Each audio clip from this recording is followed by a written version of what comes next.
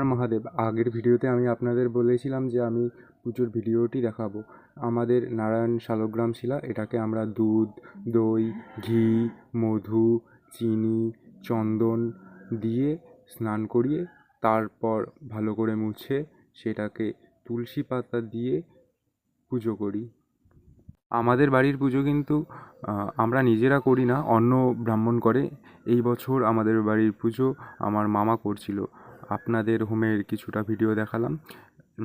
বাদিক থেকে বসেছিল মনসা, মঙ্গলচণ্ডী এবং শীতলা ঠাকুর। আমাদের পুজো শেষ হতে হতে প্রায় সন্ধ্যা পেরিয়ে যায় এবং তারপর আমরা সবাই প্রসাদ দিতে ব্যস্ত হয়ে পড়ি এবং তারপর আর কিছু শ্যুট করা হয়নি আমার।